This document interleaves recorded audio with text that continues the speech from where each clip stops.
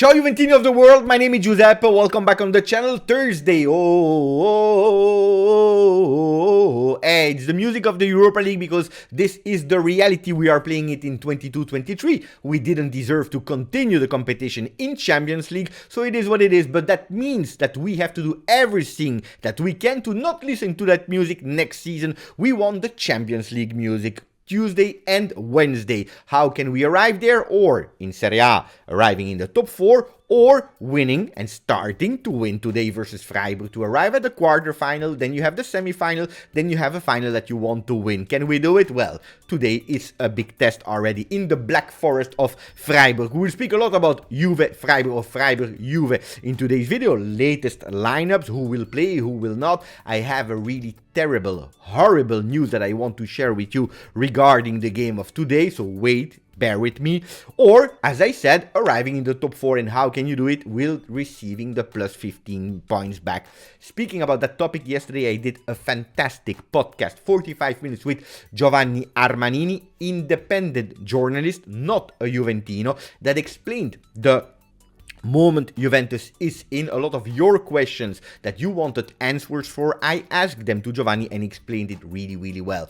At a certain moment, he's also speaking about the differences in Italy between a country and a nation. Go back and watch that part, or entire part, like Lebron72 did yesterday, because he said, I opened the video just to understand if Juve will receive the 15 points, yes or no, and I remained because it was super interesting, especially the middle part and the last part of the Q&A with Giovanni Armanini, where he explained really well the state of Italian football. Not only him, the comments were fantastic. Emiliano Berardi witnessing facts, knowledge, wisdom, and integrity of sport journalists. Awesome video for Concetto D'Amico that is saying great explanation of understanding the state of Italian football, and then Thomas that said it was not long enough. Amazing video, but the fact that he loved the most was the fact that Giovanni Armanini didn't give me any space to speak. So it was just fantastic. Thank you, and that's why I'm asking you guys, put and continue to put a maximum of like, to share these videos, to be the algorithm of YouTube, so that more than 3,000 people are able to witness these videos. I promised you that I would bring you someone that is an expert, and yesterday I think that I kept my promise. Anyway, what are the problems of Italian football? Well, no, not this. That's not the problem of Italian football. We have other ones. Go back and watch the video. Anyway, yesterday, Napoli won 3-0 versus Frankfurt. They are going for the very first time in their history to the quarterfinal of Champions League. Congratulations to Napoli, to Inter, to Milan. You know that as a Juventino, I want all the Italian team in Europe to fail, to lose. But as a movement, of course, when they are speaking well about Italy, I'm happy. So congratulations to them. I wish that they lose in the next round. But anyway, it is what it is. The last time that 3 Italian teams were able to qualify to the quarterfinal together was in season 2005-2006. 4 Italian coaches will be in the quarterfinal because we have to add Ancelotti with Real Madrid. Nice. Guys, yesterday I asked to Giovanni Armanini, thanks to the fact that we have 2, possibly 3, and it was confirmed 3 teams in the quarterfinal, is that solving all Italian Serie A problems? He confirmed what I said, but also what Max Allegri said. No, it's nice, of course it's nice, but the important one is the consistency. Will Italy be able to do it over the year, or was it a one shot? Because one shot is easier to do than being consistent. We have so many problems to fix, like stadiums, like the way of thinking, not being a country anymore, but also being a nation. Well, these are the things that we have to fix. But yesterday, of course, Napoli deserved to be on the front page of Corriere dello Sport, but also of Gazzetta dello Sport. Totally deserved with their win. One thing that I absolutely didn't appreciate yesterday, and then we go, of course, to the Juve news, is the problems in the city of Napoli with Frankfurt fans that were there to do some guerrilla, the dirty side of Ultra yesterday. Really shocking images. I hope nothing is wounded. I heard some stories, can't confirm them, about what happened also in the stadium with people that were stabbed and so on and so on. I just don't want to blame only Frankfurt, because that would be not the reality. Both ultra section, and on top of that, Atalanta ultra section that reinforced the one of Frankfurt, they were fighting in the streets. They were destroying everything. Guys, I'm not here to blame one or the other. I am here to blame the total movement. This is absolutely not acceptable for Napoli, for Frankfurt, but also for Juve, for Inter, for Milan, for Bayern Munich, for Roma, for whatever team in the world. This is not sport. I want to be able to go with my wife, with my son, to a football game, to an entertainment. Then if the game is boring, it's boring, but nobody will be harmed. But I don't want to take any risk to go with my family to a game and assisting to these kind of things. This is not football. Anyway, we have to speak about other things. The horrible news of Freiburg Juve, guys, that I already anticipated you, is that unfortunately Alessandro Del Piero will be present in the game. Yesterday, I believe, knowing the airport of Madrid, that he was in Madrid and he took the plane to go to Freiburg, he will be there. We know that when Alessandro Del Piero is assisting live at a game of Juve, we never win. So hopefully we can do at least a 1-1 so that we go through, because otherwise it's a disaster. Anyway, the good news is that it's the birthday of Pinsoglio. Well, no, that's not the fantastic news. We have other good news. But it's his birthday, so happy birthday to Carlo Pinsoglio, that maybe, probably, will also have as a gift a beautiful extension for one more year as the third goalkeeper of Juventus. What are other good news? Well, we see in the squad list that Chiesa and Di Maria will travel to the team. They are already in Germany, and that's a good news. On the other side, will they play? Well, no. Confirmed also yesterday in press conference by Max Allegri, so Tuttosport is going with ragazzi anti-guai.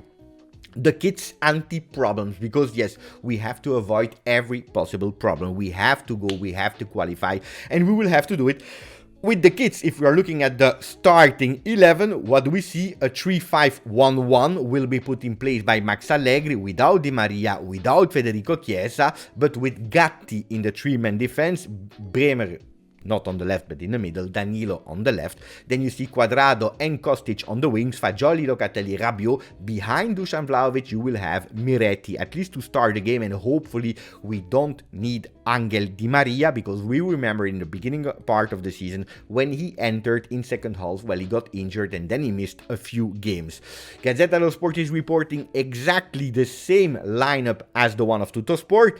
The problem is that they were a bit confused between the difference of Höfler and Höhler, because they have put twice in the Freiburg team Höfler, disaster. They don't double check. Why double checking in journalists? It's not important. Rush, let's go. We have some deadline to respect. If it's the same player, we don't care. Anyway, yesterday, Max Allegri said something important. The 1-0 we did in Torino is not enough. So we can't just count on the 0-0, and we will absolutely not park the bus. So niente pullman. We don't park the bus. We are ready. He's not even taking as an excuse that some players, important players like Alexandro of this year, of course, Paul Pogba, Chiesa, Di Maria will not start the game. He's going with, we have to win. We have to go for it. A small recap. So I already told about Chiesa and Di Maria. Vlahovic is doing well and he's expecting him to score really soon. Keane and Dusan can play possibly together in the beginning of towards the end. We will discover that. We have goals to score. That's something that he repeated. The team is ready and recovered. And then he's also saying we can't ignore the problems of our league. That was the answer about the three teams qualifying to the quarterfinal of the Champions League. So repeating what Giovanni Armanini said yesterday in the video and what I already told you, I have exactly the same feeling. Good, but nothing is solved. We finish with the last part, guys, because today I have a big planning, of course. I will be on Twitch pre-game and watch along. So if you want to be with me, join me. Juventus Twitch, super important. It is for free. You create an account, or not even, you don't have to. You just join, you say hello.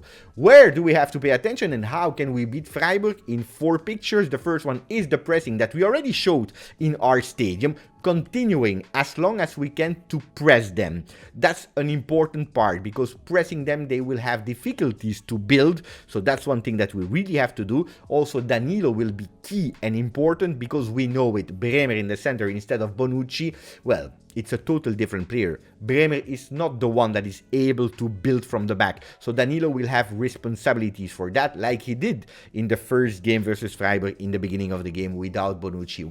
Before Bonucci coming in, he will not be there. Then the link from the trequartista, the one that will play behind Dusan Vlahovic, and our striker DV9. Super important. It was Di Maria in the home game. He will not be there. So Miretti will have a big opportunity to create that link. And who knows, maybe today, Miretti assist Dusan Vlahovic goal. That would be a beautiful story. And the fourth one is the counter-attack. We can't miss all the counter-attack that we missed in the home game. If we do, and we will have to do, why? Because Freiburg this time, they have to score, they have to win, they can't just wait, they will have to attack. So while they are attacking, we have to go with counterattacks, and this time we have to be super clinical in finishing these attempts. We finish with the last news, because a lot of people said Kenan Yildiz with the next gen team. He was there, he was called up, not as an answer of all the rumors, because if you are following the channel, I already told you a week ago, Montero said we have now to calculate, we have to think, because due to the emergency in the first team, some players from the next gen will be promoted, and we, from the under 19, we will promote some people in the next gen. So it was already anticipated, the player knew, it's not a reaction, an answer to the controversies of the last day. Anyway, yesterday Juventus next gen won versus one of the top team of Serie C, 1-0. Of course, it was made easier when they received a red card at the 37 minutes. Yesterday, Cherry scored a beautiful header, fantastic header. We won 1-0, and that's a good news. The one that impressed me yesterday was Dean Huijsen, because I was watching the game. Dean Huijsen was again fantastic. The positioning, anticipating, knowing where to be. Guys, he's growing so fast. He has a really bright future, but pazienza, tranquilli, we have time. But the guy, keeping in mind for the future. Grazie, forza, Juve.